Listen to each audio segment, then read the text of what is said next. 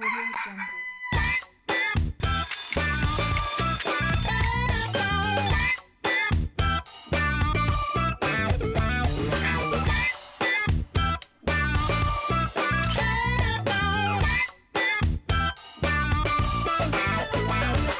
Vendredi 6 avril 2018, mesdames, mesdemoiselles et messieurs, bonjour. Merci d'être notre compagnie pour ce dernier rendez-vous de la semaine. Effectivement, c'est le tout dernier rendez-vous de la semaine et c'est vendredi. Vendredi, on parle culture et aujourd'hui, principalement, on va s'intéresser à l'impact de l'argent sur la culture, principalement la culture africaine, vu que nous sommes en Afrique. On va également parler culture, toujours, avec nos invités, principalement le slam. Vous connaissez le slam? Oui, c'est de la poésie urbaine. C'est très en vogue en ce moment dans divers endroits d'Abidjan et de Côte d'Ivoire avec des ténors. Et nous allons recevoir quelqu'un qui va parler slam, mais en version camerounaise. Effectivement, sans oublier nos différentes rubriques, trucs et astuces. Également, on aura diététique aujourd'hui, Marco. Vu que hier, vous aviez tellement envie de déguster les touffés de macharon, on le remet pour vous, principalement aujourd'hui, vu que c'est une journée assez particulière. Et vu que vous aimez l'Afrique du Sud, on va y faire un tour. Et c'est bien sûr dans la rubrique découverte.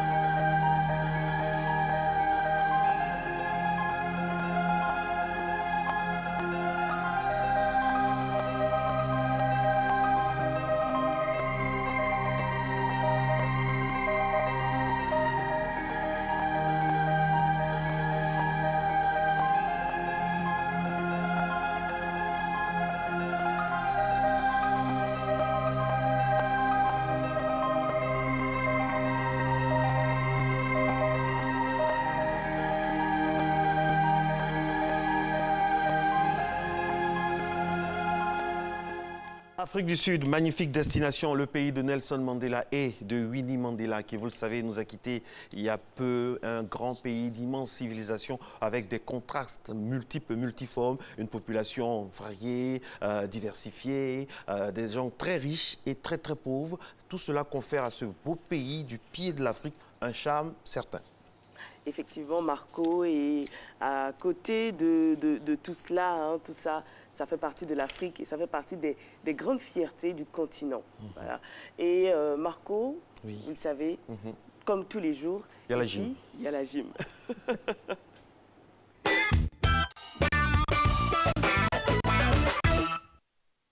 Bonjour à tous, c'est la dernière de la semaine. On est très heureux d'être en votre compagnie pour justement ce vendredi vous proposer encore les meilleurs exercices de la semaine qui s'est écoulée.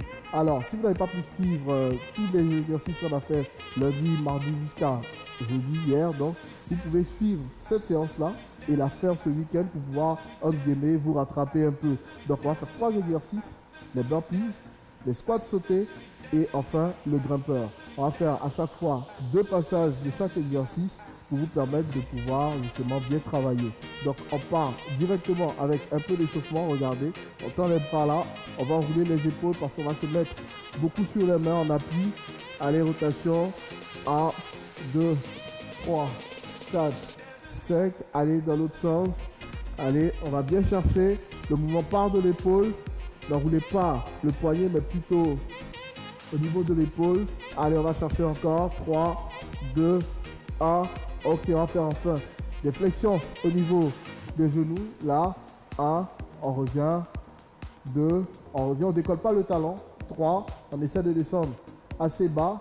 4 et 5. Super. Allez, le premier exercice, donc les burpees, on avait dit qu'on faisait un squat, on mettait les mains au sol, on pousse en arrière, on revient et on saute. Ceux qui ne peuvent pas le faire, on descend, on met les mains au sol. Là, on tend la jambe droite, on tend la jambe gauche, on ramène la jambe droite, on ramène la jambe gauche et on se relève, on lève les bras, ça fait 1 et on continue en même temps sur le deuxième.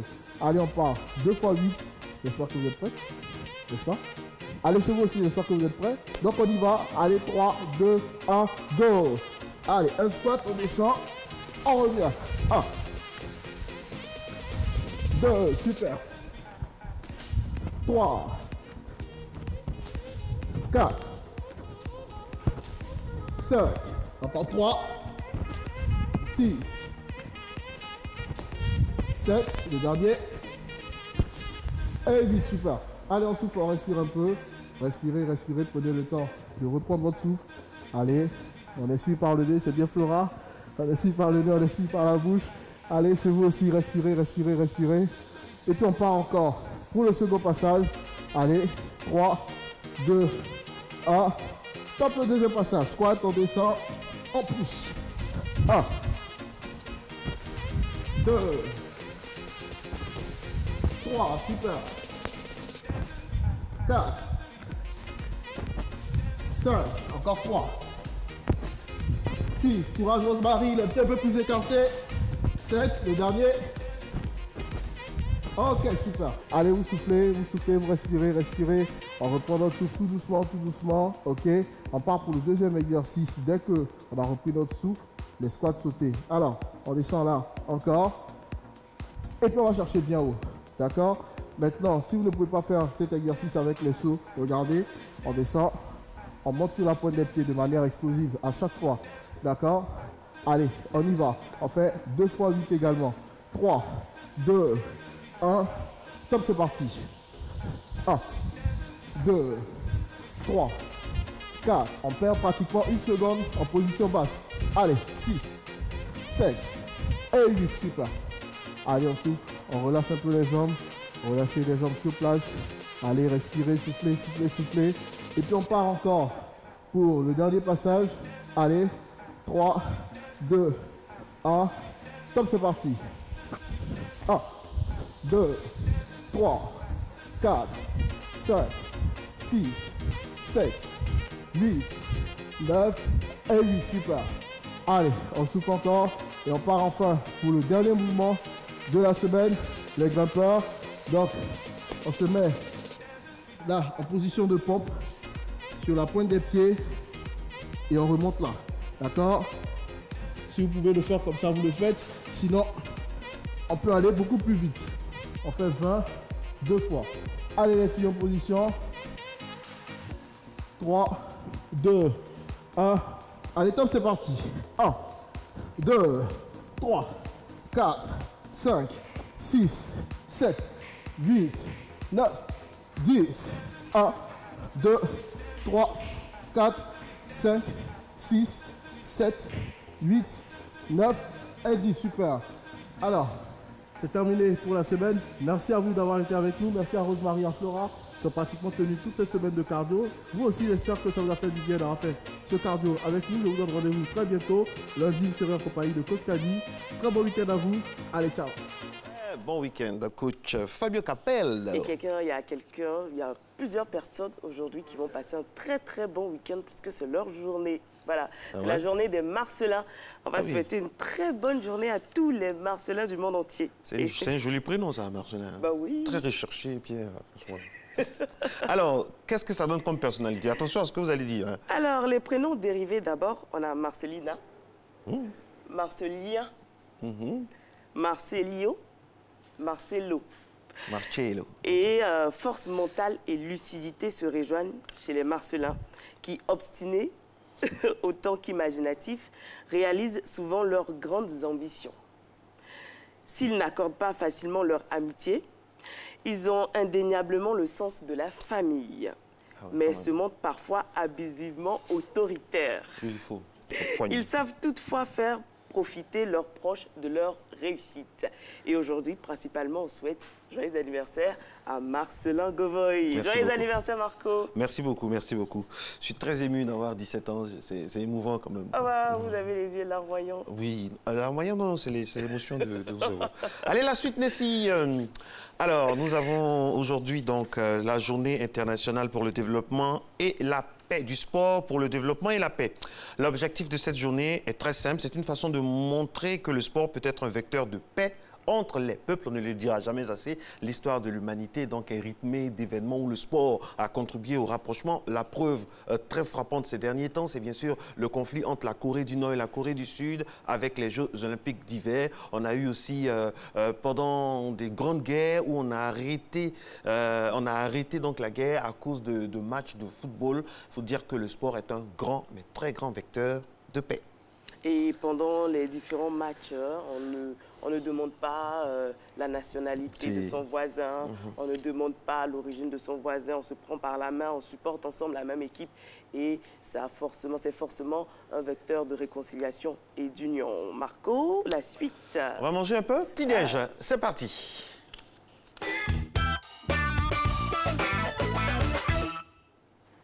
Miam, miam. Alors, ça c'est un petit déjeuner version Nessinerie, qui aime les bonnes choses le matin. Là, on a deux mini-gaufres, Marco. Deux mini-gaufres Nutella.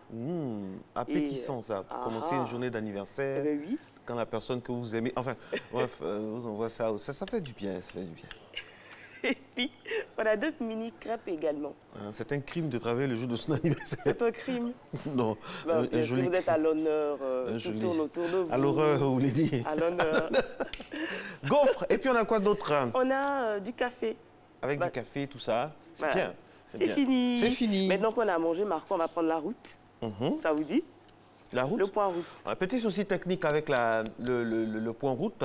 On va aller donc au reportage. On va parler de coaching comme moyen d'autonomisation de la femme. Toujours à la femme. C'est quoi le coaching? Expliquez-nous, c'est quoi le coaching comme moyen d'autonomisation de la femme? C'est quoi ça? C'est l'encadrement. Donc prendre des personnes, les encadrer, leur donner des conseils, les mettre sur la bonne voie afin qu'ils puissent atteindre leurs objectifs. Donc dans ce cadre-là, c'est permettre aux femmes d'être beaucoup plus autonomes, c'est-à-dire de pouvoir se détacher de leurs différents partenaires et pouvoir se prendre en charge. Voilà.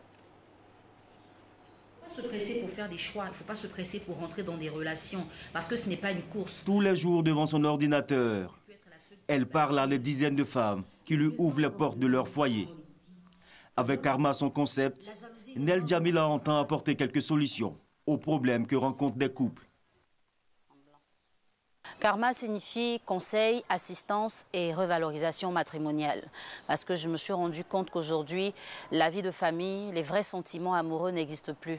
Les femmes taxent les hommes d'être des infidèles, des profiteurs, et les hommes aussi taxent les femmes d'être matérialistes. Donc généralement, quand les gens se mettent ensemble, c'est certainement pour tirer profit de l'un et de l'autre.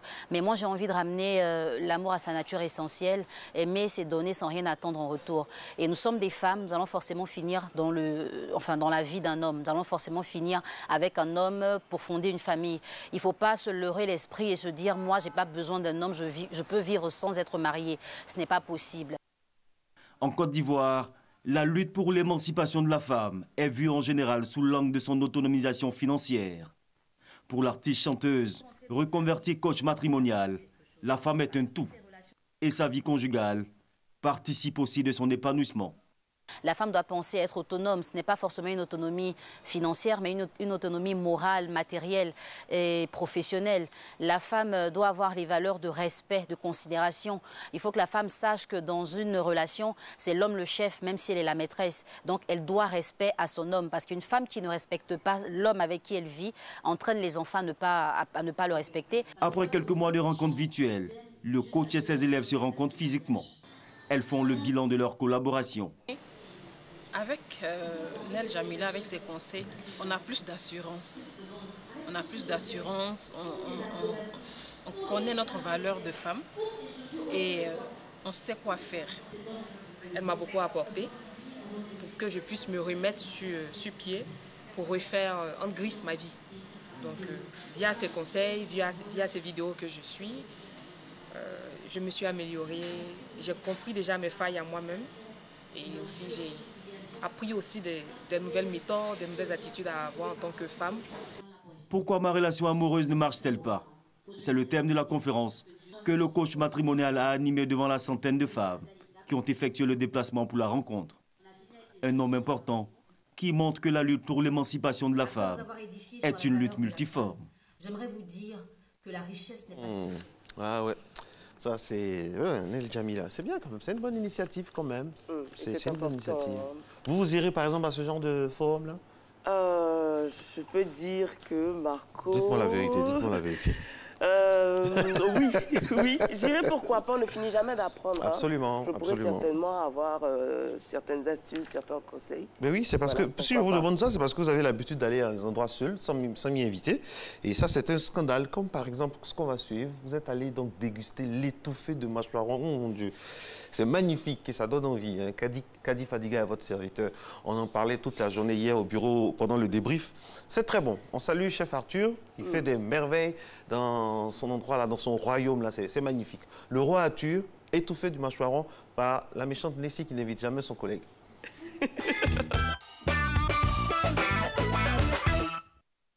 Voilà qu'on se retrouve pour une autre chronique diététique. Et aujourd'hui, on va manger traditionnel. On va manger sain avec notre chef du jour, Chef Arthur, qu'on retrouve. Bonjour, chef. Bonjour, Nessie. Vous allez bien? Très bien. Alors aujourd'hui, vous nous proposez quoi? Alors aujourd'hui, on vous propose l'étouffée de mâchoiron. L'étouffée du mâchoiron. Waouh! Et qu'est-ce qu'il faut pour faire notre étouffée de mâchoiron? Pour faire notre étouffée de mâchoiron, évidemment, il faut un bon mâchoiron.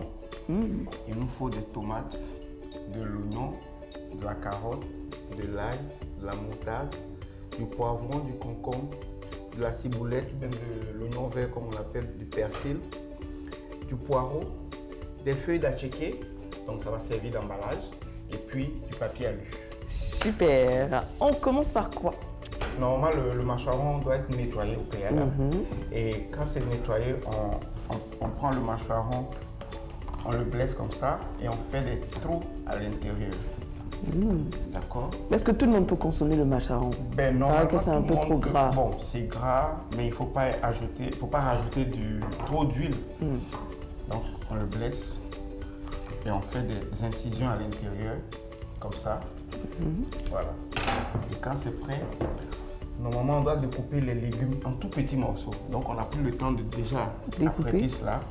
Ça doit être comme ça. Découper en petits morceaux. On ajoute, pour ceux qui aiment le piment, donc, on va ajouter un peu de piment. Du piment sec? Du piment sec. Mais on peut prendre du piment frais. Oui. Un peu de sel. Un peu de sel. Un peu de poivre. Il faut rappeler que tous ces ingrédients qui sont là se retrouvent déjà là. Mais il faut les émincer comme ça pour pouvoir mettre ça dans l'incision qu'on a fait sur le mâchoiron. Pour prendre le temps de découper en petits morceaux. Voilà, en petits morceaux. Donc, un peu de moutarde et on mélange bien. Est-ce qu'on peut faire sans huile aussi? Oui, on peut faire sans huile ici. Parce que le mâchoiron étant déjà gras, on peut faire sans huile et on peut utiliser éventuellement du capitaine. Un autre poisson. Voilà, du poisson. Mais ça sera les douces en général. D'accord, ça sera l'étouffée de capitaine, l'étouffée d'autres choses. Okay. Alors donc quand on a fini, on farcit notre poisson comme ça.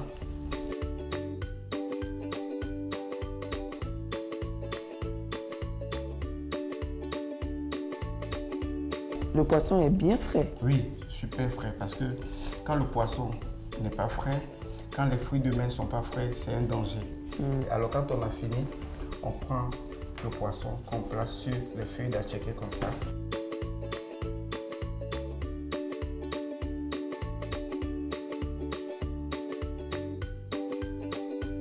Tout ça c'est pourquoi?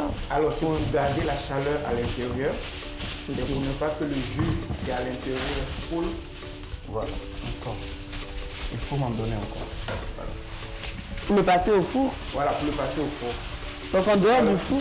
En dehors du four, on peut le mettre sur le feu de charbon de bois. Comme si on le braisait, mais au bout de... Il faut le comme laisser, ça? Voilà, comme ça. Et puis on le dépose sur le charbon de bois. Mais il faut le laisser au moins 1h30. Mais au four, on va dire à peu près 45 minutes. À combien de degrés? À 180 degrés. Le mâchoiron étant prêt, nous allons le mettre dans l'assiette en verre et nous allons passer au four. D'accord. Le four, il a été préalablement chauffé? Préalablement chauffé à 180 degrés. D'accord. Alors ici, notre poisson doit être normalement prêt. Mais comme je vais retirer le poisson du four, j'enlève ses gants. Attention à ne pas vous brûler. Oui, non, ça ira. J'enlève ses gants et puis je vais chercher le poisson au four. Voilà. Il y a déjà une très belle odeur qui nous accueille. Okay. Alors attention, c'est très très chaud, donc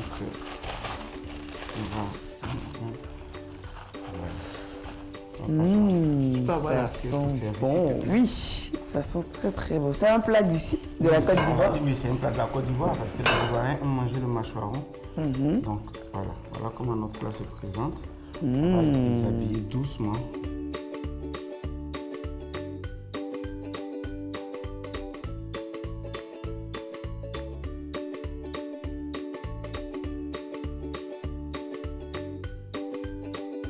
Alors ici, voici présenter notre étouffée de mâchoiron. On va se débarrasser de nos gants. Passer à la dégustation. Passer à la dégustation.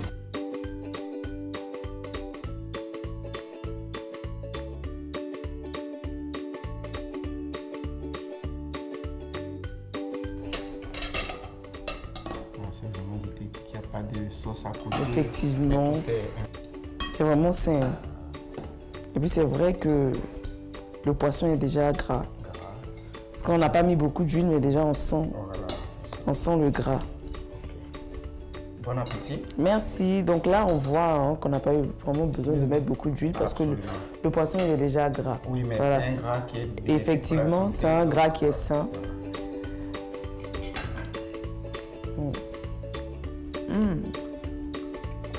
Comment tu trouves?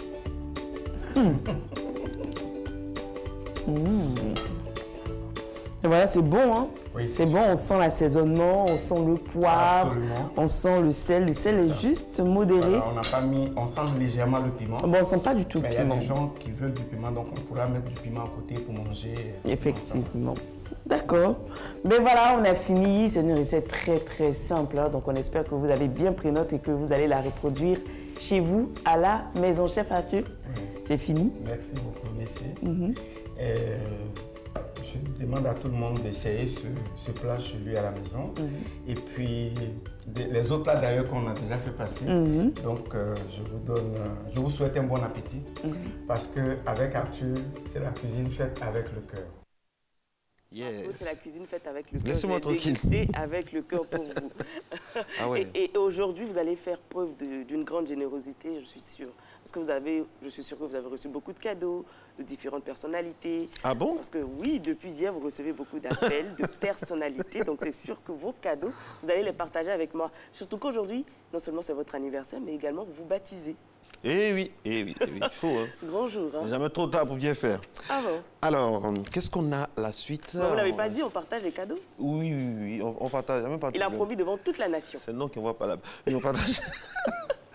À 6h27, on aura le JT présenté par Hamza Diaby qui est déjà dans ce studio. Mais avant, sachez que nous allons parler donc de l'argent. L'argent, pourquoi l'impact de l'argent sur la culture? Donc, ce sera avec le docteur Nikez Nielbien. Il est sociologue, c'est notre sociologue maison. Nous discuterons avec lui dans le volet donc, de notre thématique d'aujourd'hui. Effectivement, mais l'heure est venue de parler astuces et conseils. C'est bien sûr dans cette rubrique-là.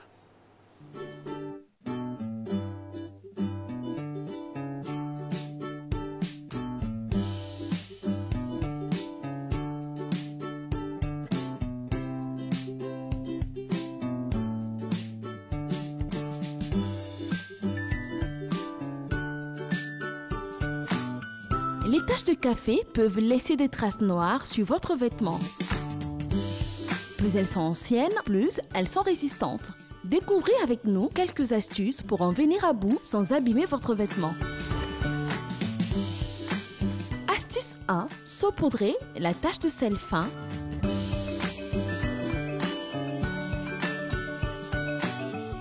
Attendez 15 minutes et passez au lavage.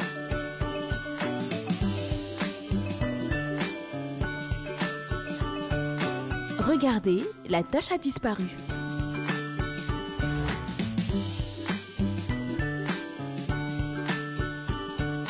Astuce 2. Appliquez de la mousse à raser sur la tache et lavez votre vêtement.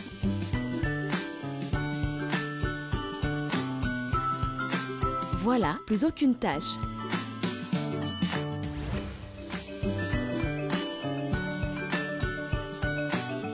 Astuce 3. Mettez de la glycérine sur la tache, puis frottez tout doucement et passez au lavage. La tache de café a disparu de votre vêtement. Facile et pratique comme astuce. C'est pratique. Hein? Très pratique. Hein? Très bonne nouvelle à vous annoncer avant le journal, mesdames et messieurs, en exclusivité. Désormais, ce n'est plus Eva Amani, mais désormais, c'est Maman Eva Amani. Félicitations donc à notre ravissante et charmante animatrice qui a donné naissance donc à une ravissante petite Maëva. Que Dieu l'accompagne de toute sa grâce. La maman, l'enfant et le père, parce qu'on oublie souvent le père, vont bien. Tout le monde va bien et on lui fait de gros bisous et que Dieu mette sa main sur notre enfant Matin Bonheur et toute la famille Amani, toute la famille du père aussi. Allez, merci beaucoup, on t'embrasse. Eva, reviens-nous vite. Bien vite avec la petite Maëva que je vais former. Marco, je vais la former. En tout cas, elle a beaucoup de tontons, beaucoup de tantis. Hein. Franchement, elle est gâtée. Bienvenue dans la famille. C'est le premier bébé Matin Bonheur. Premier bébé Matin Bonheur, Maëva, comme Marco et Eva. Voilà. Ah oui, voilà. Ah oui, c'est bien pensé. Et là, celle qui a mis sur le côté, c'est Nessie Ndri. Mais bon. Non, Nessie, elle a Tanti attitré. Tanti attitré. Et le tonton attitré vient maintenant, il va présenter le journal. Effectivement, c'est le JT, mais avant la météo.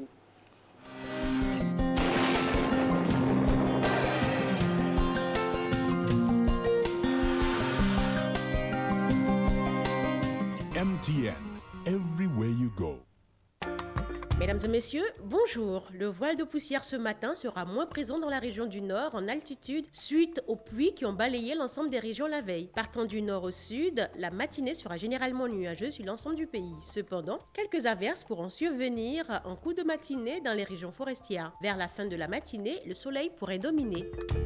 Les températures prévues pour ce matin, nous aurons 25 degrés à Abidjan, à Diaké 24 degrés, Bondoukou 25 degrés, il fera 24 degrés à Boaké, Daloa 23 degrés, Dimbokro 24, il fera 23 à Gagnoa, la ville de Korogo marquera 24 au mercure, 21 degrés sur la ville de Mont, Odiéné 23 degrés, San Pedro 24 degrés, la ville de Sassandra marquera 23 degrés, il fera 22 degrés à Tabou et Yamoussoukro 24 degrés.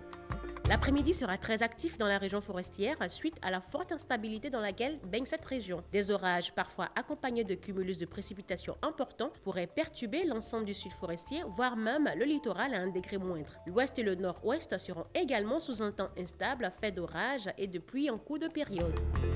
Les températures prévues pour l'après-midi, nous serons 30 degrés à Abidjan, à Diaké 31 degrés, il fera 33 degrés à Bondoukou, Boaké 32, Deloa 32 degrés, 33 degrés sur la ville de Dimbokro, 31 degrés à Gagnoa, le mercure affichera 35 à Korogo, il fera 31 degrés à Mont, Odiéné 33 degrés, 30 degrés sur la ville de San Pedro, la ville de Sassandra marquera 31 au mercure, 29 degrés sur la ville de Tabou et Yamoussoukro 32 degrés. Très belle matinée à toutes et à tous.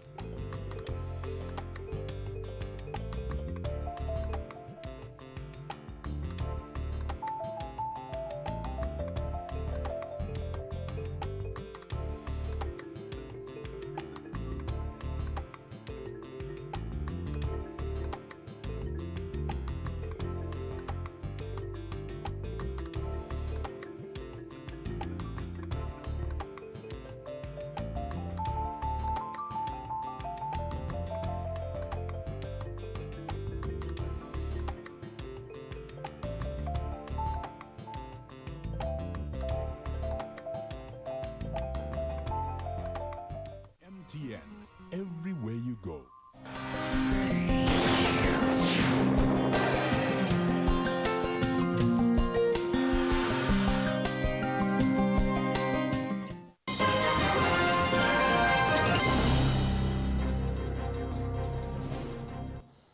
Bonjour mesdames et messieurs, bienvenue dans ce 6h30.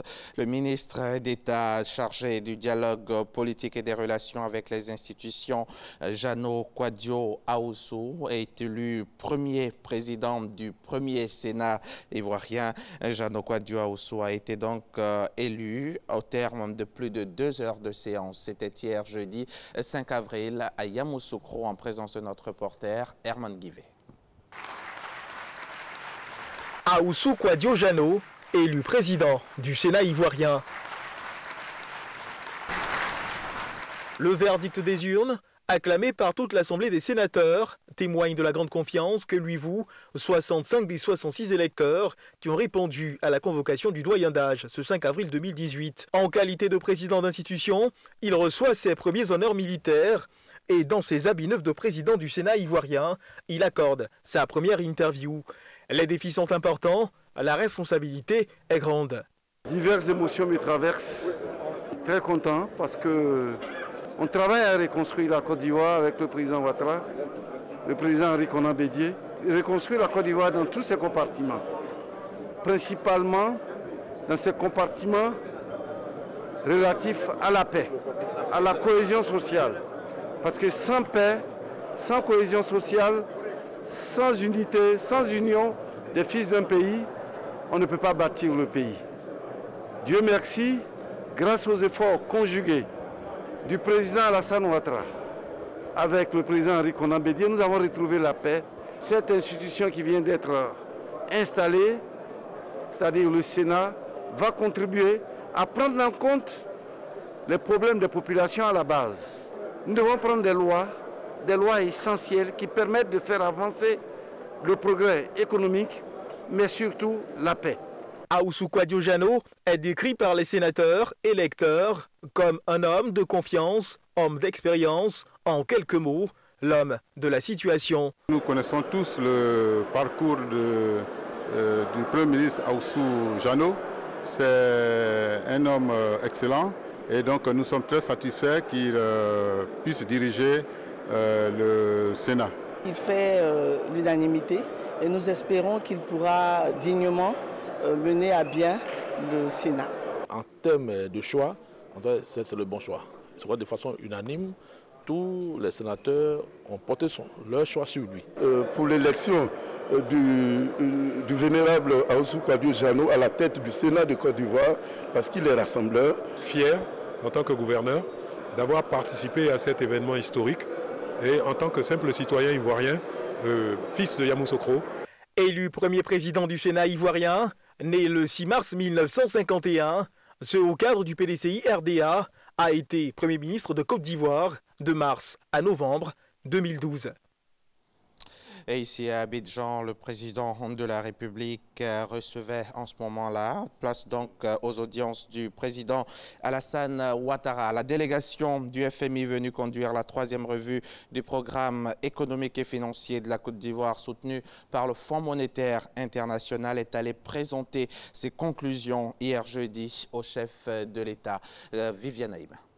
Après un séjour de 2 semaines à Abidjan, du 22 mars au 5 avril, pour observer tous les indicateurs de l'économie ivoirienne, et ce, dans le cadre de la 3e revue du programme économique et financier de la Côte d'Ivoire, soutenu par le FMI, la délégation du Fonds monétaire international est venue présenter ce jeudi ses conclusions au président de la République. En ce qui concerne la performance économique, la croissance du PIB est estimée à 7,8% en 2017.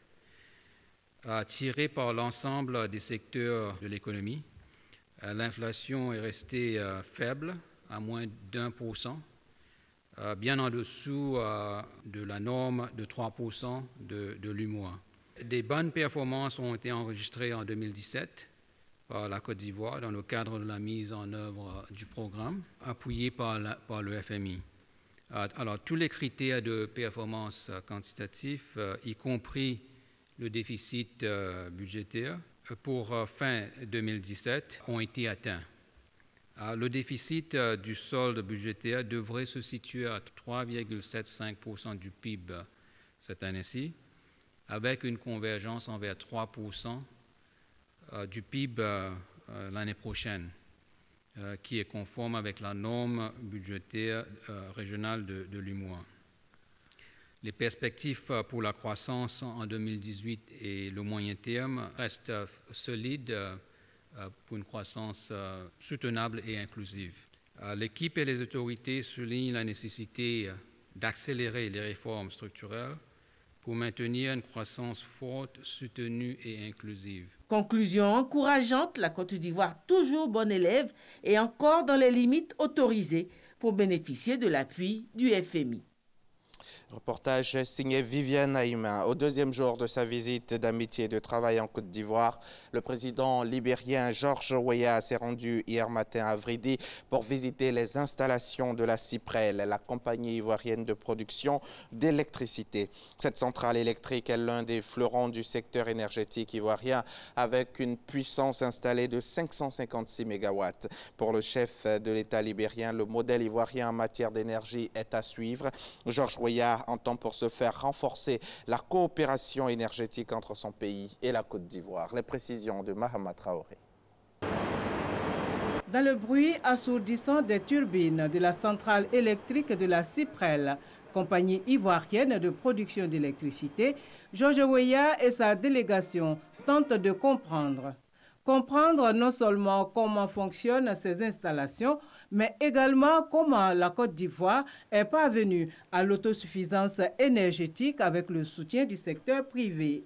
Mieux, le pays fournit aujourd'hui de l'électricité à ses voisins dans le Libéria. À ce jour, 3 grands projets prioritaires d'énergie électrique lient la Côte d'Ivoire et le Libéria.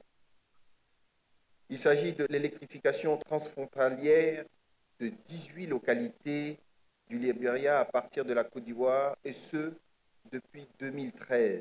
Nous avons également un grand projet qui est l'aménagement hydroélectrique de Tiboto, qui devrait permettre à nos deux pays de bénéficier aux alentours de 220 MW et le réseau électrique associé à ce projet. Nous avons également l'interconnexion électrique Côte d'Ivoire, Libéria, Sierra Leone, Guinée. À compter de la mise en service de la ligne en 2019, la Côte d'Ivoire s'est engagée à fournir 83 MW qui seront répartis à parts égales entre les 3 autres États. Le défi énergétique fait également partie des grands chantiers du nouveau président libérien. Georges Weah veut alors s'inspirer du modèle ivoirien, d'où son appel à l'intensification de la coopération énergétique entre les deux pays dans un avenir proche. On ne pouvait pas avoir même 88 MW. Il y a beaucoup de pays qui de Côte d'Ivoire aident pour l'électricité parce que c'est très important. Et nous, on veut profiter de notre relation. Tout ça, c'est un pays direct, c'est une frontière, c'est une culture. Il faut travailler ensemble. Ensemble, on peut faire beaucoup de choses plus que tout seul. C'est pourquoi on est là et on va tout faire pour continuer notre relation qui est déjà là.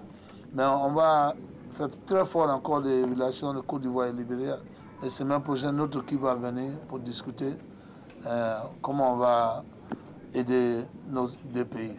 En 2017, la Côte d'Ivoire a fourni 19 gigawatts d'énergie au Libéria. Le reportage de Mahama Traoré a été dit pour vous par Awa Touré. Le Premier ministre malien, lui aussi, est en visite de travail en Côte d'Ivoire. C'est aux environs de 11 h hier jeudi que son avion a atterri à l'aéroport Félix Houphouët-Boigny d'Abidjan. À sa descente d'avion, il a été accueilli par le Premier ministre ivoirien Amadou Gon Coulibaly, accompagné de plusieurs membres du gouvernement ainsi qu'une délégation de l'ambassade du Mali en Côte d'Ivoire. Soumeylou Boubey Maïga va donc avoir des séances de travail avec les autorités ivoiriennes et cela a commencé. Le Premier ministre Amadou Gon Coulibaly, en compagnie de plusieurs membres de son gouvernement, a eu une séance de travail avec son homologue malien. Et à cette occasion, le chef du gouvernement a souligné la solidité des liens de fraternité entre les deux pays. Les deux personnalités placent leur rencontre sous le sceau du renforcement de la coopération bilatérale entre la Côte d'Ivoire et le Mali. Le reportage de Sidonie Davila dans nos prochains journaux. Et pour terminer, le ministère de l'Emploi et de la Protection protection sociale dispose désormais d'un système d'information géographique sur l'emploi, une application web développée par le Comité national de télédétection et d'information géographique. Il s'agit du CNTIG. Le projet a été financé par la Banque mondiale à travers le Bureau de coordination des programmes emploi à hauteur de 192 millions de francs CFA. La situation de l'emploi en Côte d'Ivoire révèle plusieurs faiblesses structurelles au nombre desquelles l'insuffisance de données sur le marché de l'emploi. Pour pallier ce déficit, une carte emploi est désormais disponible sur le site www.cartemploi.ci.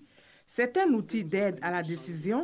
Il permet d'élaborer une cartographie nationale des initiatives en faveur de l'emploi. La mise en place de ce nouvel instrument permettra de produire et de diffuser en temps réel des données régulières et fiables, non seulement pour concevoir et mettre en œuvre une politique d'emploi, de qualification et de formation professionnelle efficace, mais également pour faciliter l'élaboration de stratégies locales intégrées de l'emploi. Dénommé SIGCART, l'outil a été conçu par le Comité national de télédétection et d'information géographique, CNTG. Elle prend en compte 4 aspects: gouvernance de l'emploi, suivi des projets, marché du travail et administration. La croissance de la Côte d'Ivoire est très bonne, mais aussi il faut le faire répliquer au niveau de l'emploi. Donc le fait de mettre un portail de ce type-là qui fédère toutes les informations émanant des offres d'emploi et puis les demandeurs d'emploi et les acteurs d'emploi aussi, on est capable aujourd'hui, à partir de si les données sont si fiables, de pouvoir donner une solution pragmatique à l'emploi en Côte d'Ivoire. La carte emploi a été financée à hauteur de 192 millions de francs CFA par la Banque mondiale à travers le Bureau de coordination des programmes emploi. Nos attentes, c'est que le ministère puisse régulièrement produire eux-mêmes les analyses et les statistiques, aussi prendre les décisions sur l'orientation de l'emploi, l'orientation des formations et d'éducation et l'enseignement à travers cet outil. Le projet s'inscrit dans la vision du gouvernement ivoirien qui est d'augmenter l'offre d'emploi et de promouvoir l'emploi de qualité d'ici à 2020. Refermons ce journal avec quelques mots d'actualité internationale. 2 casques bleus ont été tués et au moins 10 blessés hier jeudi dans l'attaque du camp de la MINUSMA à Aguelok au nord de Kidal. Selon une source militaire, les tirs sont venus d'une zone à l'est du camp où avait été détecté plus tôt dans la journée un attroupement suspect. Par ailleurs, 4 hommes à moto ont attaqué jeudi, toujours hier, donc un poste de police dans la région de Mopti, dans le centre du Mali, sans faire de victimes, selon une source policière malienne. Lula est désormais aux portes de la prison. Le juge Sergio Moro a émis ce jeudi un mandat de dépôt contre Luis Ignacio Lula da Silva. L'ex-président brésilien a désormais quelques heures pour se présenter aux autorités afin de purger une peine de 12 ans et 1 mois de prison pour corruption. Lula, 72 ans, a été condamné pour avoir reçu un luxueux appartement en bord de mer de la part d'une entreprise de bâtiment en échange de faveurs dans l'obtention de marchés publics. C'est la fin de ce journal. Merci de l'avoir suivi. Merci. Je profite de l'occasion pour te souhaiter un très joyeux anniversaire. Merci beaucoup. Merci beaucoup. Bravo. Santé, bonheur, plein de bonnes choses. Ah, mais merci beaucoup. C'est gentil. C'est super gentil. Et oui, je sens que je serai chouchouté aujourd'hui et même après, pourvu que ça dure. Marco, n'oubliez pas, on partage les cadeaux. Oui, vous avez 10% des cadeaux. Hamza Diaby, 10%. Et puis, Kadi Fadiga aura 75%. Ah oui, il est très généreux, Marco. Oui, il va tout prendre. Merci d'être avec nous, mesdames et messieurs, ce vendredi 6 avril 2018 pour Matin Honneur.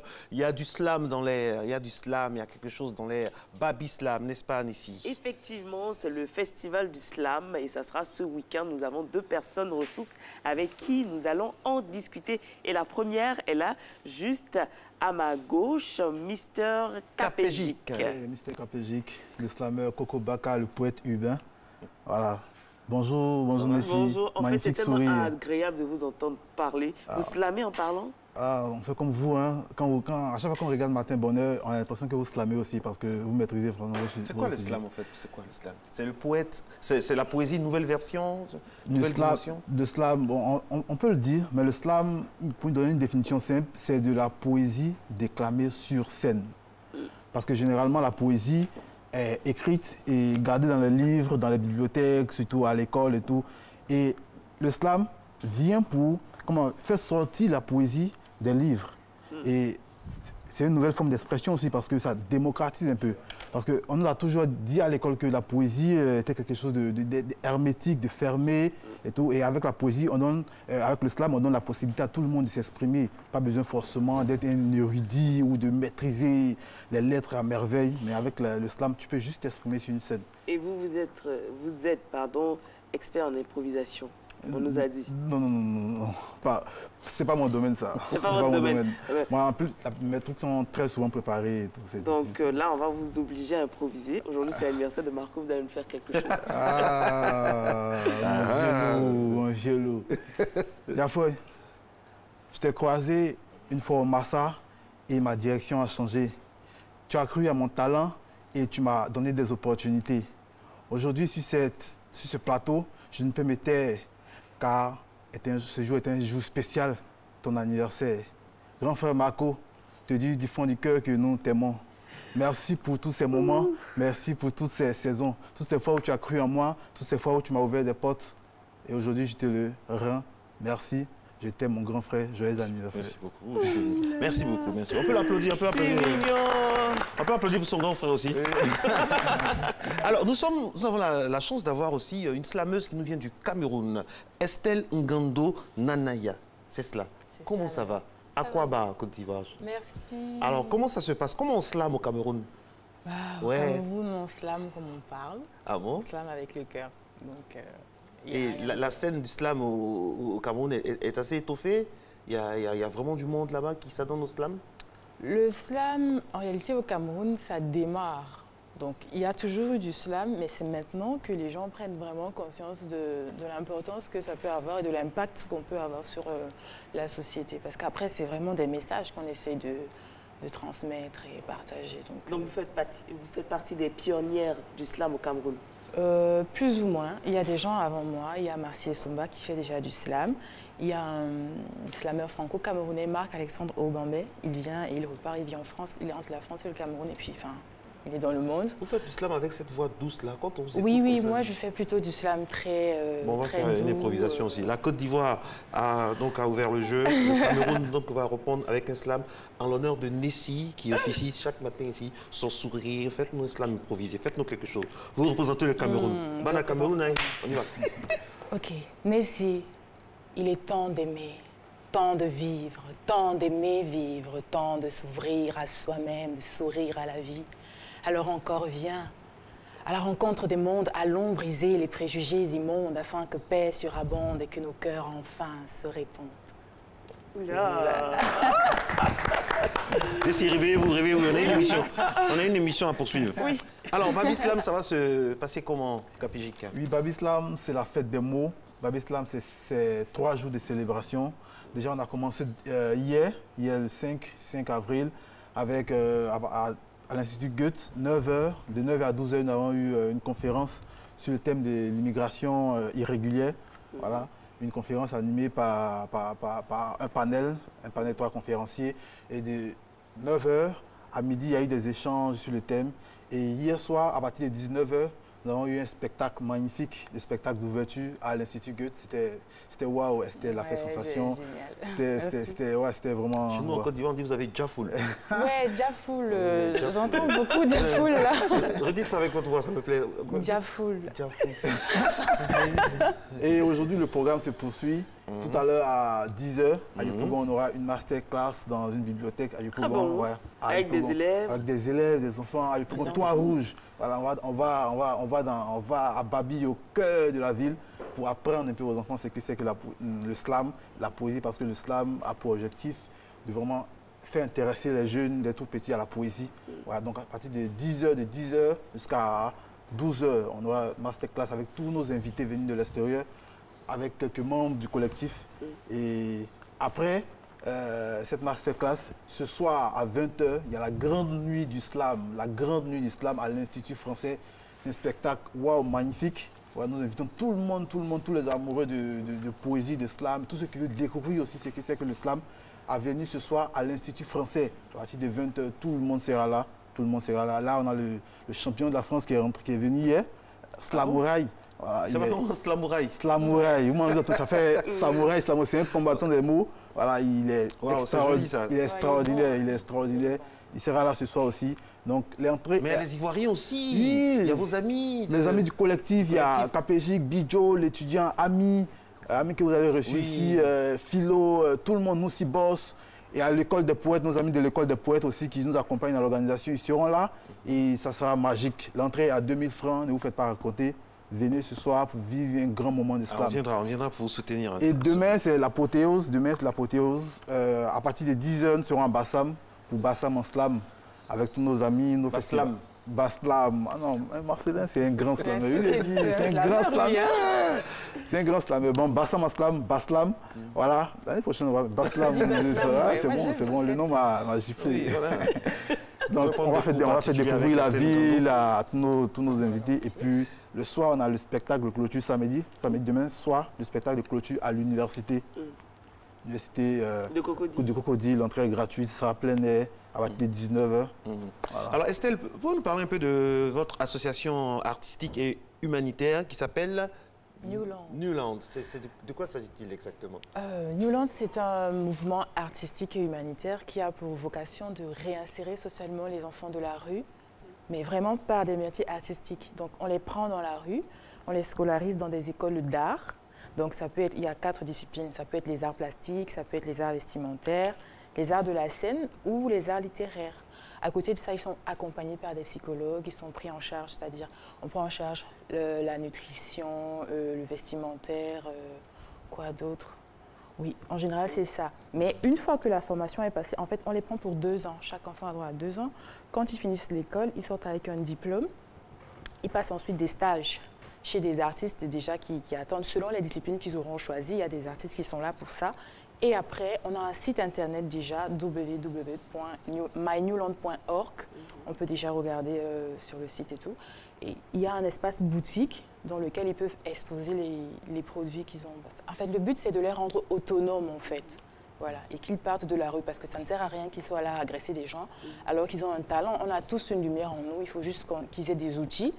Et puis voilà, ils pourront ressortir tout ce qu'ils ont en eux. Voilà, ça, c'est vraiment le... C'est une très bonne initiative. C'est la dimension engagée du slam ici en Côte d'Ivoire aussi. Qu'est-ce que vous faites, par exemple, pour attirer les consciences, pour poser, par exemple, des actes concrets qui peuvent apporter des mains secourables aux personnes les plus défavorisées du tissu social? Oui, déjà vous voyez qu'à travers Babi Slam, déjà, on a un thème qu'on traite qui est, ça peut être n'importe quel thème. Aujourd'hui, c'est l'immigration en Palestine. Et il y a, très souvent, on fait des spectacles à thème comme ça. On peut faire un spectacle, par exemple, sur l'insécurité, je veux dire, les vols d'enfants, sur les enlèvements. Et ce soir même, à la Grande Nuit d'Islam, dans le spectacle, il y a un tableau consacré à Bouba, l'enfant Bouba. Un tableau où des messages très forts seront lancés. Et puis, on s'engage aussi à faire des spectacles qui sont, je veux dire, humanitaires, qui ont un but non lucratif. C'est-à-dire que les recettes sont utilisées pour faire des dons dans les orphelinats, dans les villages SOS et tout ça. Vous avez prévu former aussi les enfants de la rue, un peu comme le fait la fondation de...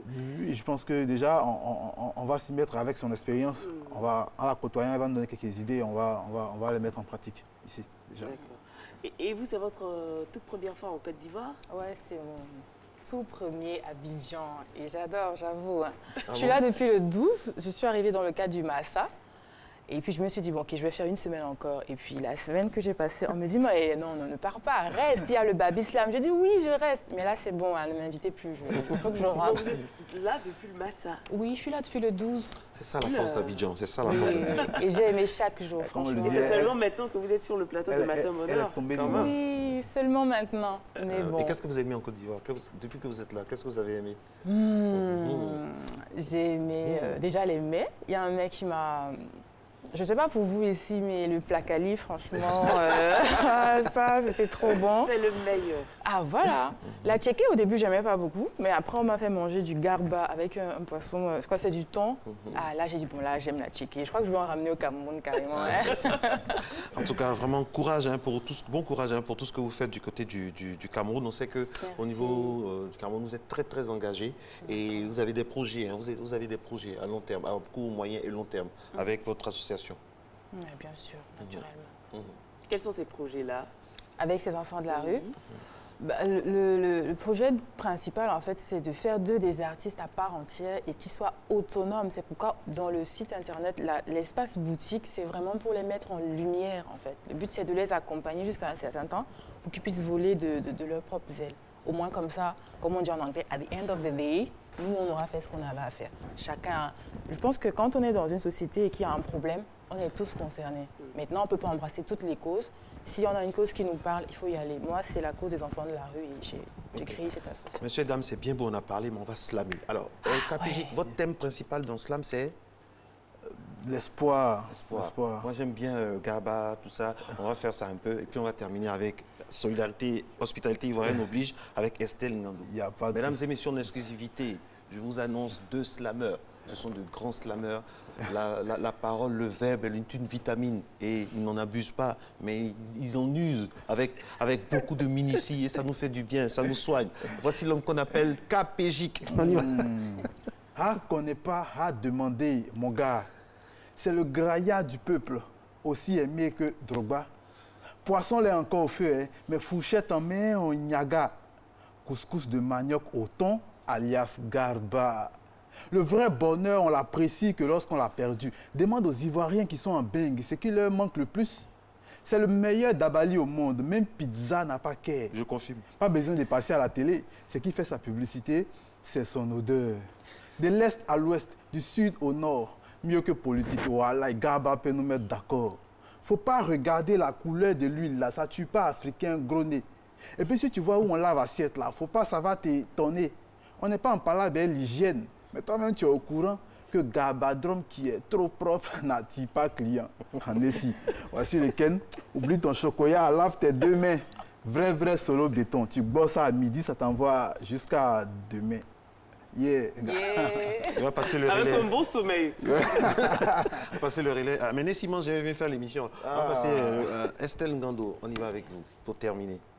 Ne me demande plus d'où je viens. Au risque de paraître grossière, je t'enverrai paître.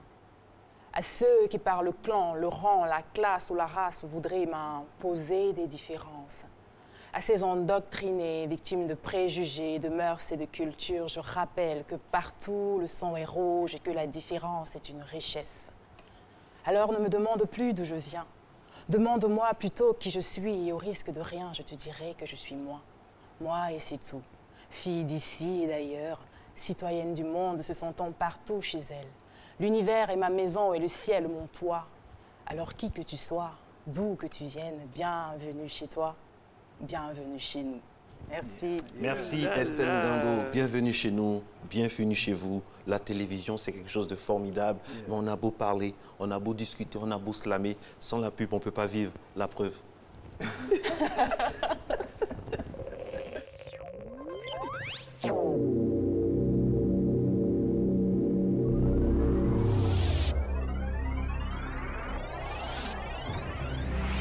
Les jeudis du RHDP, la première tribune politique d'échange direct entre la population et les gouvernants a lieu exceptionnellement ce vendredi 6 avril 2018 à 16h précises à l'amphithéâtre de l'ISTC, derrière la RTI à Cocody. Thème : Gouvernance RHDP, 7 ans après, où en sommes-nous ? Invité spécial, le Premier ministre Amadou Gon Coulibaly, ministre du Budget et du Portefeuille de l'État, chef du gouvernement. Accès à la salle uniquement sur invitation. Les jeudis du RHDP, les gouvernants face à la nation pour expliquer, écouter et convaincre. Infoline 43 39 82 84 59 68 78 28. Sous la présidence de M. Sidiki Diakité, ministre de l'Intérieur et de la Sécurité, le Conseil régional du Haut-Sassandra, en collaboration avec l'Office national de la protection civile, organise l'inauguration officielle du Centre de secours d'urgence de Daloa, suivi de la 28e édition de la Journée mondiale de la protection civile autour du thème « Protection civile et les institutions nationales pour une gestion efficace des catastrophes ». Vendredi 6 avril 2018 à partir de 9h. Population de Daloa, venez communier avec vos pompiers civils, vos sécuristes au quotidien.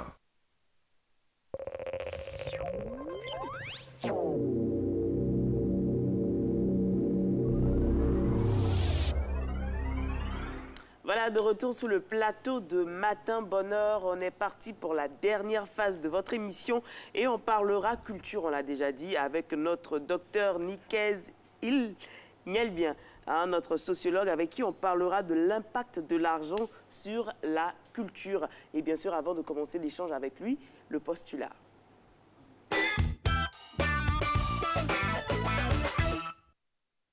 Devenir riche est le rêve du commun des mortels. Et chacun choisit les moyens pour y parvenir. Travailler honnêtement pour certains. D'autres, par contre, préfèrent des raccourcis. Tuer l'homme pour l'argent, vraiment, est un geste inhumain. Il faut être le cousin vraiment du diable pour pouvoir même penser même à ça. On peut être riche sans faire des sacrifices humains. Aujourd'hui, les gens tuent l'homme pour de l'argent. Et je pense que c'est parce qu'ils ne croient pas à leur créateur. Voilà. Et il y a trop de mécréants pour de l'argent, ils ne savent pas qu'il y a un destin pour tout le monde. Ils veulent forcer le destin. Voilà pourquoi ils vont voir des féticheurs, des marabouts pour s'acquérir en tout cas de l'argent facile. Raison pour laquelle d'autres tuent des hommes, des humains pour de l'argent. Moi je trouve que ce n'est pas la solution. C'est inimaginable.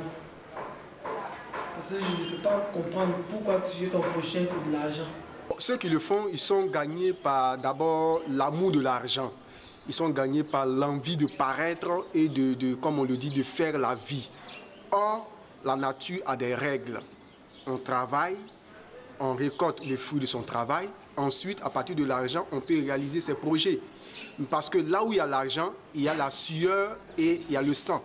Et donc, quand vous refusez de verser la sueur, vous verserez le sang. Et le sang signifie obligatoirement que vous allez devoir tuer. Et quand vous tuez, vous le payez tôt ou tard. Tout le monde aspire au bonheur, au mieux-être, et l'une des voies conduisant à la satisfaction des besoins matériels des humains est bien sûr l'argent. L'argent qui est le nerf de la guerre, dit-on. L'argent est un élément capital dans la vie d'un homme, au point que ça facilite beaucoup les besoins, nos besoins quotidiens. L'argent est très important dans la vie d'un homme, c'est une réalité, mais aussi l'argent est un outil d'échange. Il nous permet de vivre notre vie, évidemment, mais également d'être utile à la société en ce qui concerne les échanges. Tout ce qui est comme bien matériel s'acquiert avec de l'argent. Crime rituel pour devenir riche. La quête de l'argent qui conduit de nombreuses personnes à se salir les mains de sang. L'être humain n'est plus sacré. Avant, ces pratiques-là n'existaient pas parce que les gens, ils travaillaient beaucoup et puis bon, ils croyaient.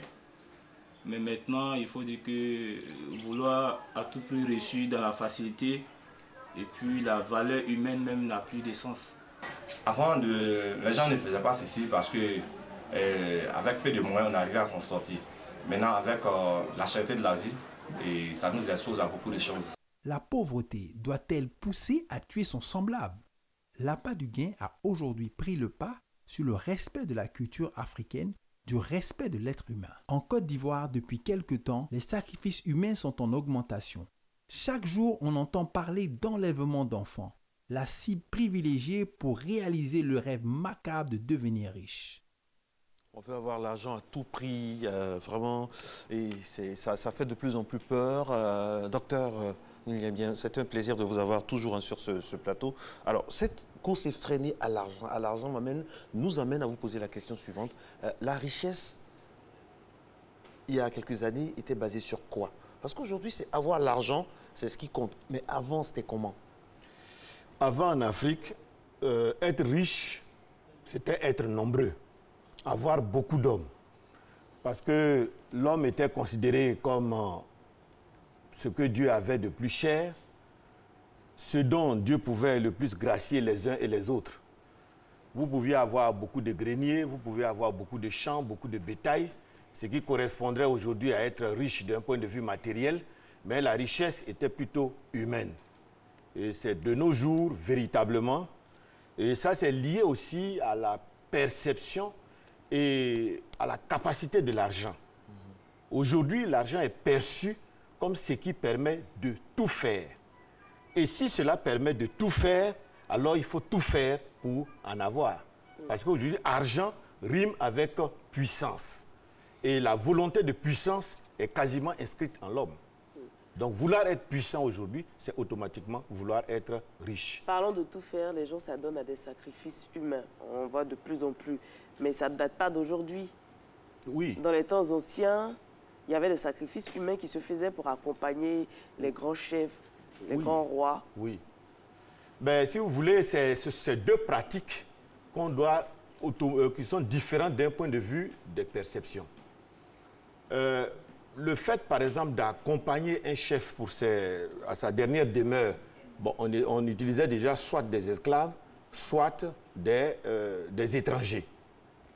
Et ça, c'était inscrit dans la tradition. Ce n'est nullement à comparer ou à mettre en relation ou à mettre sur le même pied d'égalité que aller sacrifier un être humain pour gagner plus d'argent. Vous voyez, c'est aujourd'hui la fonction sociale. Avant, on sacrifiait l'être humain parce que toute la communauté était d'accord pour dire qu'un chef ne pouvait pas partir comme un vulgaire monsieur. Donc, c'était inscrit dans tout ce qu'on avait comme adoration pour le chef, dans tout ce qu'on avait comme rituel pour accompagner le chef. C'était un rituel. Alors qu'aujourd'hui, c'est un sacrifice humain pour devenir plus riche. Donc, c'est totalement différent. Sinon, les crimes humains ont toujours existé, mais c'est la fonction sociale que chaque crime humain remplit qui est totalement différente aujourd'hui. Est-ce qu'il n'y a pas une faillite au sein de nos systèmes de gouvernement, tout ça, depuis l'indépendance, qui fait qu'on veut laisser l'éducation, aller à l'école, on trouve ça trop lent? On trouve ça trop lent, faire de ces diplômes réussis. On veut passer par des raccourcis. Cette culture du raccourci-là vient d'où? La volonté de raccourci vient du fait qu'aujourd'hui, la valeur cardinale n'est plus l'effort ou le travail, mais la valeur cardinale est l'argent. Et puisque l'argent, on peut en obtenir par tous les moyens, aller à l'école devient long, faire un champ devient long, faire des études devient long. Le plus simple, c'est de se lancer tout de suite dans la débrouille qui va nous permettre d'avoir de l'argent. Parce que les voies de l'argent ne sont pas forcément celles de l'effort, ne sont pas celles de la recherche. Aujourd'hui, du jour au lendemain, on voit des gens riches. Ça peut venir de la politique, ça peut venir de ce qu'on appelle communément le broutage, ça peut venir de l'escroquerie, ça peut venir des crimes rituels, ça peut venir du fait qu'on est devenu pasteur et on ne sait pas trop comment ça se passe, ça peut venir de beaucoup de voies, ça peut venir du fait qu'on est imam du jour au lendemain. Vous voyez que les gens n'ont plus la traçabilité de la richesse. Comment devient-on riche? Avant, on pouvait voir que ça peut se faire de père en fils. On pouvait voir que c'est ceux qui ont le plus de bétail. On pouvait voir que c'est ceux qui ont le plus de champs. On pouvait voir que c'est ceux qui sont plus nombreux. Aujourd'hui, il y en a qui n'ont jamais travaillé de leur vie. Et quand on fait l'inventaire de leur fortune, on parle en milliards. Oui. Ça, c'est vraiment... Regardez le cas de Kim Kardashian. On n'a pas de travail traçable. Même chez nous, ici même. Vous n'ayez pas peur de dire... Il y a des choses ici aussi, devant nous, dans nos yeux. Des gens, on ne sait même pas, on n'a aucune traçabilité, qui n'ont jamais travaillé. Moi-même, enfin bref, qui n'ont jamais travaillé, mais qui sont à la tête de fortunes colossales. Mais ça frustre. Ça peut frustrer et puis donner des idées à d'autres personnes pour emprunter donc ce même raccourci-là. Bien sûr, vous avez raison. On a des gens aussi qui ont eu cet argent mystère. C'est-à-dire que c'est tout un mysticisme. C'est mystérieux la manière dont ils se sont enrichis, le temps dans lequel ils se sont enrichis, le montant de leur fortune, tout ceci est mystérieux. Et pourtant, ce sont ces gens qui dictent leur volonté dans la société. Donc, à un moment donné, tout le monde se dit mieux vaut être riche pour être puissant. Même l'âge aujourd'hui en Afrique est redéfini par la fortune. Si vous êtes plus riche que vous vous asseyez à un funérail, peu importe votre âge, mais ce sont vos décisions qui vont primer, n'est-ce pas? De telle sorte que toutes les valeurs, telles que le travail, l'effort, même la vérité aujourd'hui est redéfinie par l'argent. Si vous avez de l'argent, tout ce que vous dites est vrai. Mais celui qui n'a pas d'argent, tout ce qu'il dit sera douteux. Même l'honnêteté aujourd'hui est redéfinie par l'argent. Quand quelqu'un est riche, on se pose la question de savoir s'il est honnête ou pas. On lui donne pratiquement le bénéfice du doute parce que si vous doutez de sa richesse, vous risquez de ne pas bénéficier de ses largesses. Donc aujourd'hui, toutes les institutions, même la mort, aujourd'hui quand vous mourrez, si vous êtes riche, c'est bien vu, c'est des funérailles grandioses, bien vécues. On dit que vous êtes décédé. Vous êtes décédé, mais si vous n'avez rien, on vous voit en dépense, on vous voit en quelqu'un. Voilà, vous êtes mal mort, vous êtes une mauvaise mort, vous êtes une mort qui crée des soucis. Et il ne peut pas partir tranquille pour nous laisser, il faut encore qu'il nous laisse des dépenses, et puis ses enfants, et puis sa femme qui va s'en occuper. Ça veut dire qu'on n'a même plus pitié de celui qui s'en va s'il n'a rien. Il y a des gens qui s'enrichissent mystérieusement. La veille, ils sont pauvres, le lendemain, ils sont riches. On ne sait pas comment ils ont fait forcément. Mais il y en a qui maintenant, avec l'avènement des réseaux sociaux, qui se filment en train de faire des incantations, en train de faire sortir de l'argent des Canaries. Tout ça, cela est dû à quoi? Le fait de ne plus vouloir se cacher et de montrer aux yeux de tout le monde qu'on utilise la voie mystique pour s'enrichir. Oui, c'est lié au fait que l'argent aujourd'hui s'auto-justifie. Avant, quand quelqu'un avait de l'argent, on était curieux de savoir comment il a eu cet argent. Voilà pourquoi, dans la tradition africaine, on a toujours tout fait pour que l'argent n'ait pas d'importance. Sinon, l'argent a commencé en Afrique avec les cauris, avec le troc. Mais l'argent est devenu cardinal quand la colonisation est arrivée. Et les colons ont commencé par nous faire payer l'impôt. La vraie rencontre, le vrai choc que la tradition africaine a eu avec l'argent, ça a été qu'on oblige chacun à payer 1 franc par personne chez lui en famille. Et voilà comment l'Africain a appris qu'il fallait de l'argent. Sinon, on a toujours connu l'argent, mais c'est resté de manière très marginale.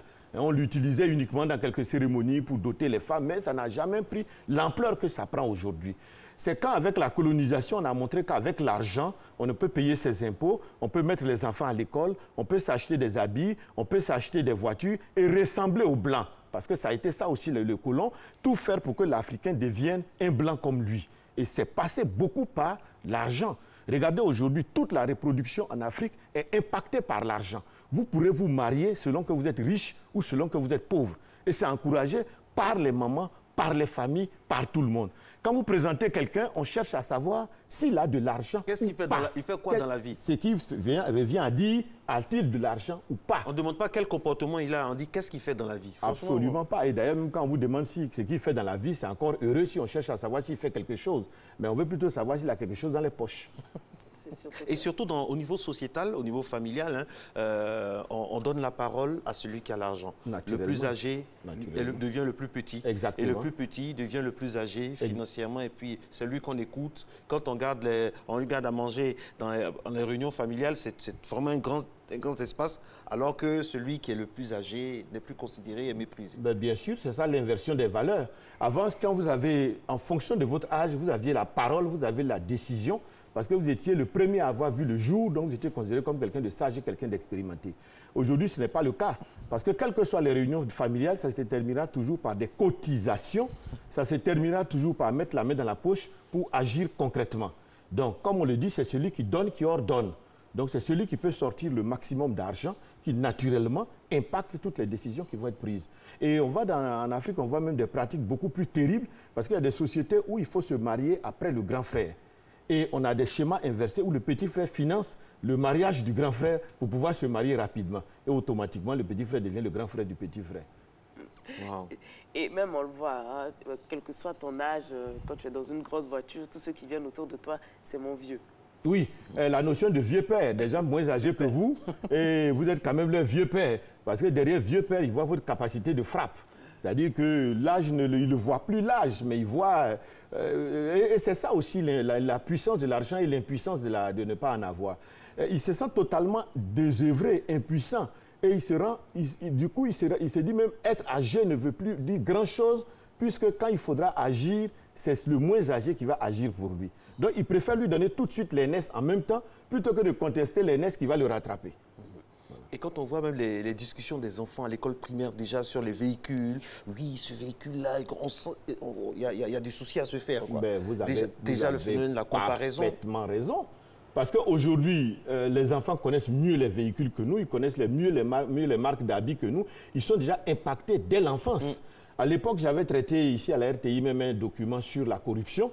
Et j'ai expliqué que depuis l'âge de 1 an et demi, les enfants sont déjà corrompus. Voilà, il faut qu'on soit vraiment inquiet. Parce qu'aujourd'hui, quand un enfant vous appelle tonton, il s'attend à quoi? Que vous mettiez la main? Voilà. Donc, c'est une manière de vous corrompre. Et lui, il est déjà corrompu. Donc, il y a péril dans la demeure. Oula. Et est-ce qu'il y a de l'espoir? Est-ce qu'on peut revenir aux traditions d'antan? C'est très, très, très complexe. Pourquoi?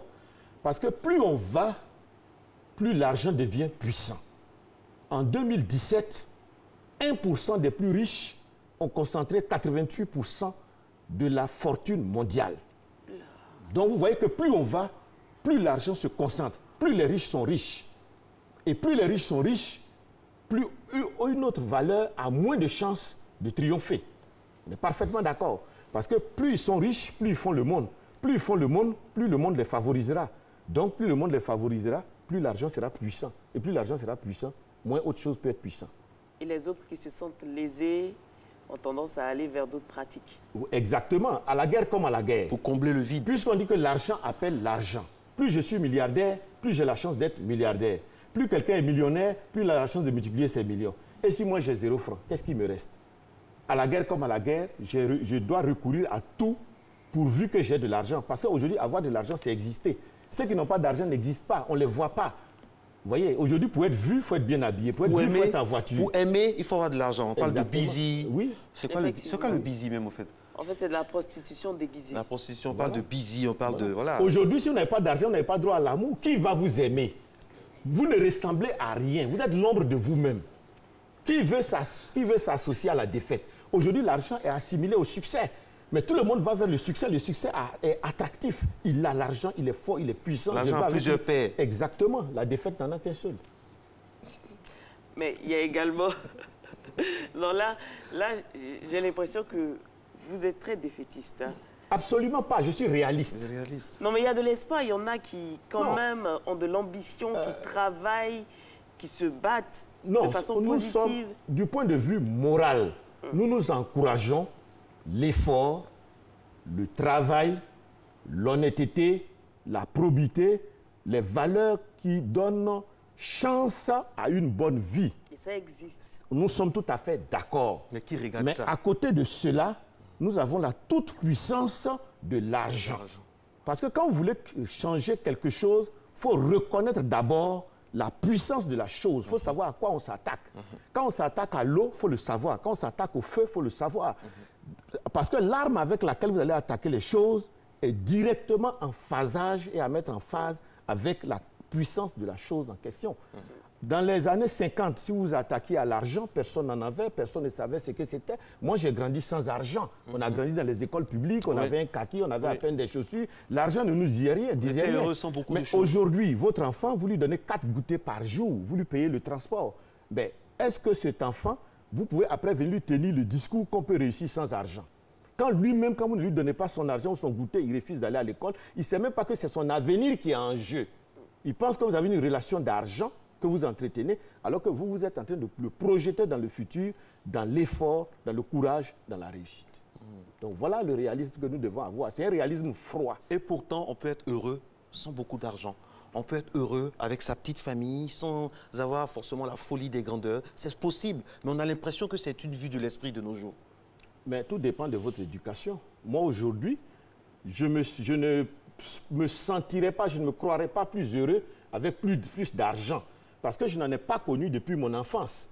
Et quand je vois les dégâts de l'argent, c'est aussi votre relation à l'argent. L'argent crée beaucoup de dégâts. Que ce soit à travers la prostitution, que ce soit à travers la drogue, que ce soit à travers les crimes rituels. Quand on regarde tous ces dégâts, quelqu'un le disait, les gens ne sont plus croyants. On n'attend plus ce que Dieu nous donne. On ne pense plus que ce que Dieu a prévu pour nous est mieux que tout ce que nous allons nous battre pour avoir par tous les moyens sur la terre. Donc, à un moment donné, nous, on a été élevés autrement. Donc, pour nous, l'argent a une autre place. On préfère être respecté, on préfère respecter notre prochain, l'aimer, vivre simplement et ne rien devoir aux gens. Plutôt que de marcher, qu'on nous dise, celui qui a la grosse voiture là-bas, Dieu seul sait comment il a eu son argent. Celui qui va là-bas, c'est lui qui a couché toutes les petites filles. C'est celui-là qui a sacrifié le fils de temps et temps. C'est un choix, la vie. Voilà, de telle sorte que votre éducation vous permet de faire des choix, même difficiles dans une société puissamment consacrée à l'argent. Vous vivez de manière zen, comme vous le dites. Mais ça dépend comment chacun a été éduqué. Si vous faites comprendre à votre fille qu'elle mérite mieux que par ses propres efforts, elle peut trouver du travail, être respectée par tous les hommes, ben, naturellement, elle va grandir qu'on peut être heureuse sans argent.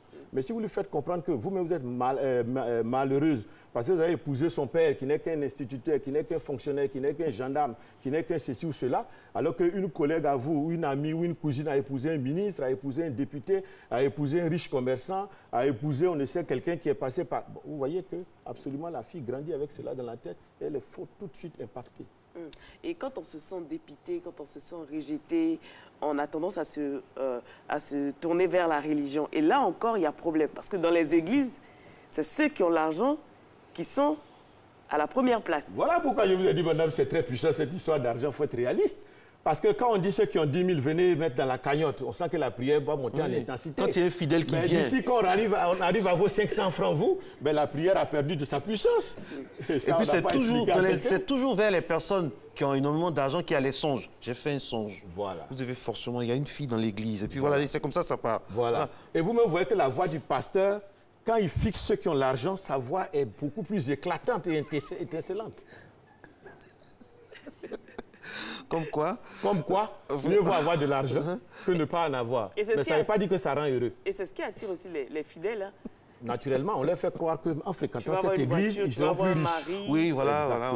C'est devenu, ça devient du marketing du business. C'est du business. Venez dans mon église, vous allez avoir un mari, une femme. Regardez le pasteur, il a une montre à 5 millions, il a le plus gros véhicule. Ça veut dire qu'en allant vers lui, la prospérité est en vue. C'est la guerre des affiches, exactement. Tout ça, pour être, pour avoir le meilleur costume. Des de sécurité, des cortèges pas possibles, la musique à tue-tête, c'est le symbole de la réussite, de la prospérité. Donc en venant dans cette église, on a appelé aussi, c'est des appelés de Dieu, et ça se voit. Il y en a qui disent que pour savoir ce que Dieu aurait fait de l'argent, regardez à ceux à qui il en a donné sur terre. Vous êtes un maths-bonheur et c'est notre spécialiste. Il s'appelle Dr Neil Nielbien, c'est notre spécialiste. Tout ce qui est sociologie, on en discute avec lui. Vraiment, c'est un plaisir de vous avoir. La question que je vais vous poser, Nessie et moi, quand on préparait cet entretien-là, on a essayé d'avoir des modèles vraiment purs, entre guillemets, dans nos sociétés. On peut dire par exemple, celui-là, on sait d'où il a commencé, c'est de plus en plus rare d'avoir une traçabilité sur la richesse des gens dans nos pays en voie de développement. Je préfère globaliser.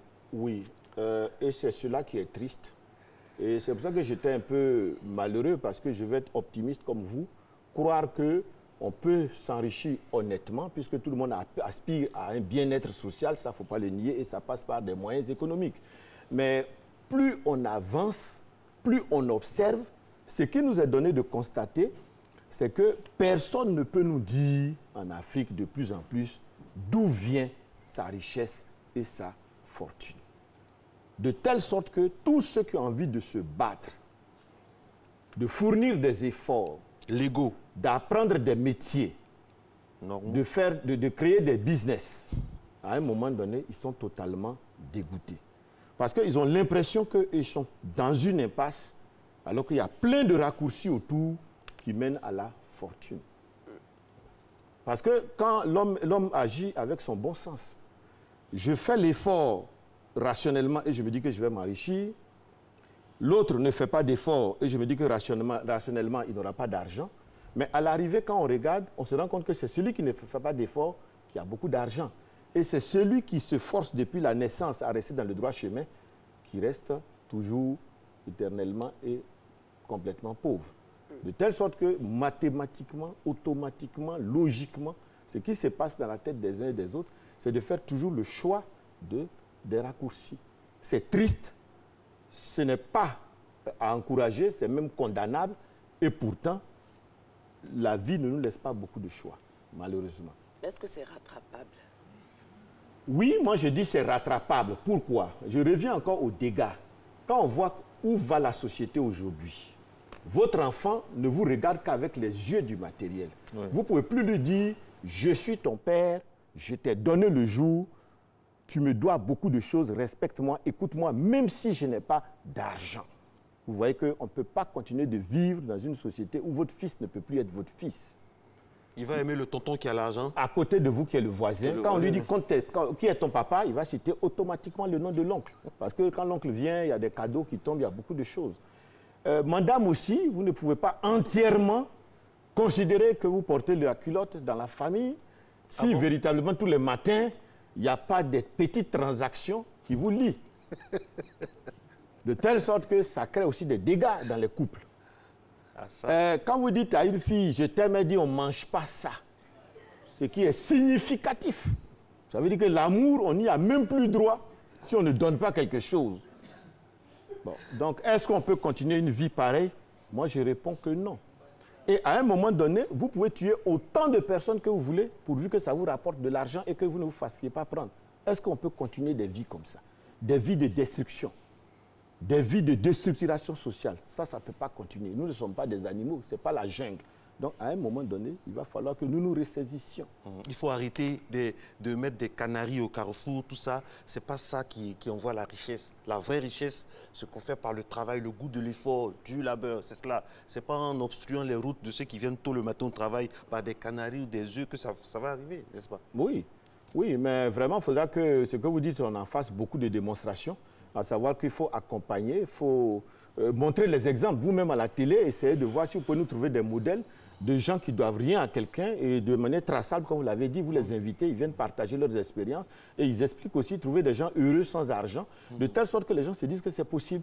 Parce que tout ce qui nous est donné à voir, c'est les plutocrates, des gens devenus riches du jour au lendemain. Et on fait leur apologie, on chante leur nom partout. Vous-même, vous les invitez sur vos plateaux télé. Ils viennent, ils font des démonstrations d'argent. Ils disent qu'ils dorment avec le champagne, ils se réveillent avec le champagne, et là, etc. c'est vrai. Et à un moment donné, les gens se disent, mais il était au quartier avec nous, nous on le connaît. Et puis du jour au lendemain, et aujourd'hui, il est à la télé, il fait étalage de ses richesses. Les pasteurs, c'est la même chose. Vous les invitez 1 an, 3 ans après, vous l'appelez. Il vient avec une escorte pas possible, des véhicules pas possibles. On voit les démonstrations. Donc, tant que les gens auront que des modèles comme ça à voir et qui ne voient pas les autres modèles des gens qui y sont arrivés par la force du travail, par le courage, par les conseils, par la sagesse, etc., ça va être extrêmement difficile de croire qu'effectivement, on peut y arriver autrement. Bon, on le fait ici à Matin Bonheur dans la rubrique Entreprendre. On reçoit des entrepreneurs tous les jeudis qui racontent leur parcours et on voit qu'ils prennent l'escalier. C'est excellent. C'est vrai ce que vous dites, parce je le disais, on discutait avec quelqu'un une fois, c'est toujours les mêmes personnes qu'on montre à l'antenne. C'est toujours les mêmes personnes. Quand on parle de politique, il y a un même consultant, de culture, c'est la même personne. Non, il faut varier. En cela, franchement, il faut tirer le chapeau à la rédactrice en chef, vraiment, qui, de concert avec son équipe, qui varie. Quoi. Il faut montrer aux Ivoiriens qu'il y a des gens qui n'ont pas l'habitude de passer à la télé, qui se sont faits à la force du poignet. Quoi. Des gens vraiment de vrais modèles. Et ça, il faut que ce soit fait, mais dans tous les secteurs. Dans tous les secteurs. C'est ce que vous avez dit, vous avez parfaitement raison, parce que les gens même qui sont heureux, sans moyens, sont plus nombreux que ceux qui ont l'argent, qui ne sont pas heureux. Qui sont tourmentés. Qui sont tourmentés, qui sont troublés. Parce que quand vous regardez, 90% des riches sont névrosés et dépravés. Ce sont les plus grands drogués de la terre. Ce sont ceux-là qui ne s'aiment pas. Et ce sont ceux-là qui se suicident. Ce sont ceux-là qui n'aiment pas les autres, qui méprisent les autres, qui sont égoïstes, qui ont une sale vie. Qui ont les enfants qui sont complètement déclassés et totalement drogués et tout ça. Ça veut dire que l'argent ne rend pas heureux. Et c'est eux qui ont toutes les sales maladies de la terre. Cancer, diabète, hypertension. Et toutes les nouvelles maladies qui vont venir, c'est pour eux aussi.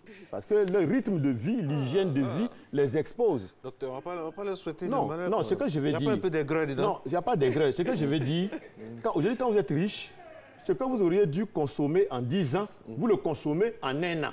Donc les maladies qui auraient dû vous attendre dans 10 ans, vous les appelez assez rapidement aussi. Sinon, il n'y a même pas d'aigreur là-dedans. C'est-à-dire c'est votre manière de vivre.